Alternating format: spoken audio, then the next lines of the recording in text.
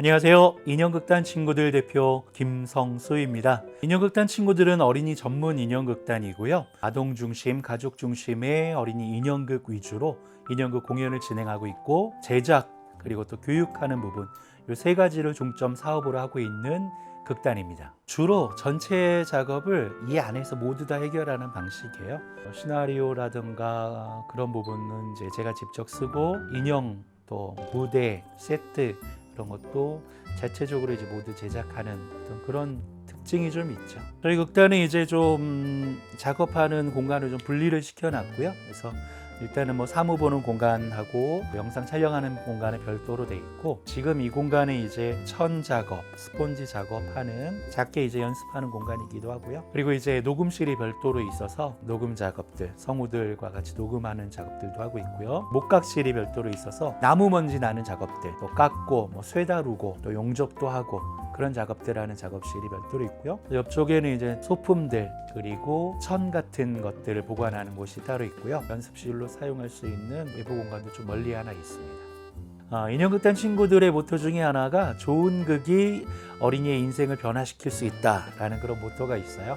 정말 한편의 좋은 공연을 통해서 아이들의 삶을 바꿀 수 있다면 가장 좋은 보람 있는 일이 되겠죠. 그래서 어린이들의 좋은 친구가 되고 싶은 극단의 마음을 담아서 인형극단 친구들이라고 지었습니다. 예전에 이제 그 인형극 공연하는데 처음에 이제 굉장히 공연 전에 아주 개구진 남자아이가 돌도 던지고 뭐 공연 중에 야유하고 조금 뭔가 문제가 있지 않을까 할 정도로 아주 과하게 좀 행동이 과잉 장애인 듯한 아이가 있었는데, 그 아이가 한참 공연을 하다가 조용해졌어요. 그래서 공연이 끝나고 났는데 어디서 자꾸 꺽꺽 소리가 나는 거예요. 이상한 소리가. 그래서 이게 도대체 꺽꺽 소리가 무슨 소리인가 들어봤더니 그 아이가 울고 있는 거예요. 공연 중에 이제 가족에 대한 이야기가 나오는데, 자기 가족에게 상처받았던 기억들, 그런 부분들이 아이에게 이제 떠올리게 되고, 공연을 통해서 그게 이제 회복되어지는 그런 걸 보면서 공연 한 편이 어떤 사람에게는 인생을 변화시킬 수 있는 좋은 기회가 될 수 있겠구나라는 거를 그때 느꼈죠. 그리고 나서 한 편의 좋은 공연은 인생을 변화시킬 수 있다라는 모토를 갖게 됐습니다. 저희 극단은 이제 처음 시작할 때는 이제 손가락에 끼워서 하는 아주 작은 손가락 인형을 가지고 공연을 시작을 했었는데, 이제 공연을 하면서 좀 다양한 여러 가지 인형들을 시도를 하게 되었고요. 그래서 안 다루는 인형은 없습니다. 그래서 막대 인형, 손 인형, 탈 인형, 그림자 인형, 블랙라이트 인형, 테이블 인형, 또 이제 마리오네트 목각줄 인형까지 이제 인형에 대한 전반적인 인형을 다 공연하고 또 제작도 하고 있지만, 주로 이제 많이 좀 하는 공연이 마리오네트 공연입니다. 대표 작품으로는 초등학교 교과서에 저희 작품이 실려 있는 게 있어요. 마리오네트 작품으로 황소가 된 돌쇠라는 작품이 8년 동안 초등학교 2학년 2학기 교과서에 실려 있었다가, 지금은 이제 피노키오라는 작품이 초등학교 교과서에 실려 있어요. 그런 작품들이 저희 대표 작품이기도 하고, 또 요즘에 많이 하는 게 이순신 장군과 돌격하라 거북선, 그 작품도 주로 많이 하는 작품입니다. 어려서부터 목소리에 대한 컴플렉스가 좀 많았어요. 목소리가 아주 작고 또 이제 가늘고 얇고 그래서, 그런데 이제 어느 순간 목소리가 좀 이렇게 트이는 그런 때가 있었어요. 그 이후로 목소리가 좀 커지고, 생각해보면 혼자서 개소리를 많이 내고 다녔어요. 돌아다니면서 이제 개소리 이제 한번 내면은 동네 개들이 다 한꺼번에 짖어대고, 자전거 벨 소리 같은 것들 내고 다니면 사람들이 다 비키고 그랬어요. 뭐 공연을 한 것도 아니었는데 그냥 혼자서 재미로 좀 그런 성대모사를 따라하고 하는 걸 좋아했던 것 같아요. 따로 뭐 연습을 했다던가 뭐 배웠다던가 그런 부분은 아니고, 어려서 해왔던 일들이 좀 발전했다고 그렇게 봐야 될 것 같아요. 매년마다 한 뭐 4, 5회 정도는 해외 공연을 다녔었어요. 태국, 동남아시아 쪽이라던가 중국으로 좀 많이 다녔고, 매년 뭐 4, 5회 정도 해외 공연을 다녔었는데, 코로나 이후로 국내 공연도 마찬가지지만 해외에 다닐 수 있는 공연도 이제 막히게 되죠. 그 아이들에게 뭔가 보여주고 해줄 수 있는 게 뭔가 찾다가 이제 한국에서 진행하고 있던 줌 공연을 무료로 제외 이제 한인 대상으로 공연을 준비하게 됐습니다. 매년 가서 공연을 보여줬던 한글학교라든지 그 지역의 한인 단체라든지 그런 단체들과 같이 무료 공연을 줌으로 진행했는데, 주로 이제 햇님 달린 같은 그런 공연을 이제 아이들에게 보여주면서 좀 향수병이라 그럴까요? 부모들도 굉장히 좋아하고 아이들도 한국 문화로 하는 공연에 대해서 굉장히 즐거워하고 좋아하고 호응도 굉장히 좋아서 많은 보람을 느꼈고요. 어떻게 보면 코로나가 기회가 된 거죠. 줌이라던가 인터넷을 통해서 실시간으로 공연을 보여줄 수 있다는 게 굉장히 장점이 되더라고요. 그래서 이런 거 좀 많이 발전을 시켜서 재외 한인 대상 그런 공연을 좀 앞으로 많이 할 계획입니다.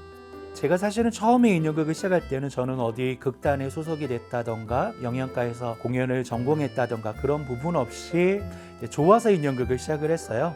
고등학교 2학년 때 처음 이제 교회에서 인형극 공연을 할 기회를 갖게 되면서 한 번도 해보지 않았던 인형을 직접 종이죽으로 만들어서 한번 공연을 시작했는데 그게 많이 인기가 있었어요. 그래서 이곳저곳에서 초청 공연을 다니면서 대학 다닐 때도 좀 아르바이트 삼아 대학원 때는 이제 쉬는 날에는 유치원 공연도 다니면서 뭐 학비도 좀 모으고 그렇게 좀 했었죠. 그러다 보니까 좀 한계가 좀 많이 느껴졌죠. 그래서 배운 게 아니고 혼자 이제 시작을 하다 보니까 그러다 보니까 인형극을 배우고 하려는 사람들에 대한 좀 목마름 그런 부분들을 좀 많이 알게 됐죠. 그래서 한 달에 한 번 정도 일주일 정도 해가지고 워크숍을 뭐 계속 오랫동안 진행을 했었죠. 지금은 이제 그렇게 하지 못하고 있고요. 현재 저희가 이제 교육으로 하고 있는 거는 이제 뭐 대학에 이제 겸임 교수로 유아교육과의 인형극 교과를 이제 수업을 하고 있고 또 아동보육과에서 수업을 진행하고 있고요. 부정기적으로 워크숍 진행하고 있고 이 아마추어 팀들이 좀 요즘에 많이 있어요. 그런 팀들에 대한 좀 연기 연출 교육을 좀 많이 진행을 하고 있죠. 인형극을 하시려는 분들은 좀 두 부류로 나눌 수 있을 것 같아요. 주로 이제 연극을 하던 그런 친구들이 연극을 하다가 유입이 되는 부분들이 있고요.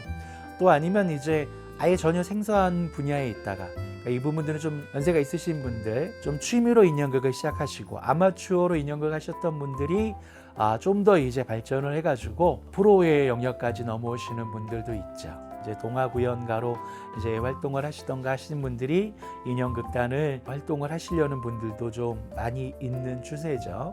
뭐 한국에서 인형극을 배울 수 있는 기회가 뭐 쉽지는 않아요. 국내에서 이제 인형극 아카데미로 가장 훌륭한 거는 이제 춘천 인형극제에서 진행하는 전문 인형극 아카데미죠. 근데 이 인형극 전문 아카데미는 일단은 전문가를 위한 현재 인형극을 하고 있는 분들을 위한 거라서 입문하는 분들에겐 좀 문이 열려 있지 좀 않죠. 그래서 향후에 이제 춘천에서 진행하고 있는 인형극 학교가 개설이 되면 그런 부분에 대해서 많이 도움이 될 거라고 생각이 되어지는데 현재로서는 배울 수 있는 것이 쉽지 않아요. 그래서 주로 독학을 하던가 극단에 들어가서 도제 교육으로 하는 경우가 대부분이죠. 저희는 이제 그래서 좀 줌 강의로 진행하는 그런 이제 워크숍도 지금 기획하고 계획하고 있습니다. 일단은 인형극계가 좀 발전을 하려면 여러 전문가들이 모이는 게 가장 좋겠죠. 각 분야의 전문가들이 많이 인형극계로 유입이 돼서 더 음악에 대해서, 제작에 대해서 또 이제 시나리오 부분이라던가 그런 전문가들이 많이 유입이 되면 그걸 통해서 인형극이 많이 성장할 수 있는 좋은 양질의 작품이 나올 수 있기 때문에 그런 위주로 가는 게 가장 좋은 부분이라고 생각이 되어지고요. 근데 이거는 또 각 극단에 따라서 특징이 다 다르겠죠. 인형극이라는 거는 이제 뭐 연극의 한 분야다라고 생각하는 부분도 있지만 목록에서 아예 별도로 분리가 되어져야 될 부분이라고 볼 정도로 인형만의 독창성이 있고요. 연기를 하는 부분도 연극하고도 많이 다른 부분이 있기 때문에 인형을 연기하고 하는 부분에 있어서는 인형에 어느 정도 자기의 혼을 집어넣느냐 생명을 집어넣느냐가 가장 좋은 인형 연기라고 볼 수 있죠. 요즘에는 단지 그냥 인형을 하나의 도구와 공연의 하나의 그냥 도구로 생각되어지는 부분들이 많은데 그것보다는 인형의 하나의 생명을 집어넣을 수 있는 그래서 정말 살아있는 인형이 연기를 보여준다라는 그런 의미로서의 인형극을 저는 지향하는 부분입니다. 저희 인형극단 친구들의 가장 큰 목표는 감동 있는 공연을 통해서 어린이들에게 이제 인생을 변화시키는 것 부분이긴 하고요. 또 이제 현실적으로는 좀 어린이들에게 공연도 보여주고 또 전시도 보여줄 수 있는 크진 않지만 작은 이제 인형극 개인 박물관을 준비를 하고 있습니다. 아이들이 와서 체험도 할 수 있고 또 인형도 볼 수 있고 또 인형 공연도 볼 수 있는 구체화되려면 좀 시간이 좀 많이 있겠지만 10년 안에는 세워지지 않을까 보고 있습니다. 요즘 좀 안타까운 것들이 저희 선배들이 좀 인형극에서 조금 멀어지는 부분들이 좀 안타까운 부분들이 있어요. 그래서 선배 되시는 분이 너는 몇 살까지 인형극을 할 거냐 물어봐서 저는 아마 한 70까지는 하지 않을까 라고 말씀을 드렸던 부분이 있는데, 늘 노쇠해지면 거기에 맞게 이제 작은 공연과 할 수 있는 공연으로 준비를 해서 평생 동안 아이들에게 즐거움을 줄 수 있는 일이라면 공연을 계속 하고 있지 않을까 그렇게 생각되어지고요. 그렇게 좀 소소하게 공연할 수 있는 그런 게 이제 끝까지 꿈입니다. 저에게서 춘천 인형극제라는 건 모든 사람들이 느끼는 바처럼 고향 같은 느낌이죠. 한낮에 정말 뜨거운 때 같이 모여서 정말 열의를 갖고 공연했었고, 그러면서 굉장히 동지감도 많이 생겼던 것 같아요. 그래서 인형극 하시는 분들이 그냥 동종업계라고 생각하지 않아요. 다 가족이라고 생각하는 그런 끈끈함이 인형극계에는 있습니다. 춘천 인형극제가 거기에 대해서 굉장히 어떤 구심점이 되는 부분이라서 늘 고향 같고 찾아가면 누구든 반겨줄 것 같은 그런 곳이죠. 그래서 앞으로 춘천 인형극제가 초심을 잃지 않고 끝까지 인형극인과 또 관객들에게 좋은 공연을 보여주면서 인형극들을 모을 수 있는 좋은 구심점이 되기를 바랍니다. 코코바우, 할 말 있어? 무슨 날이나지요? 우리 월간 퍼페지. 월간 토택 앞으로 화이팅! 나는 우리 인형극 하는 사람들에게 희망과 끈을 전해주세요. 그리고 나는 소식 전해주세요. 감사합니다.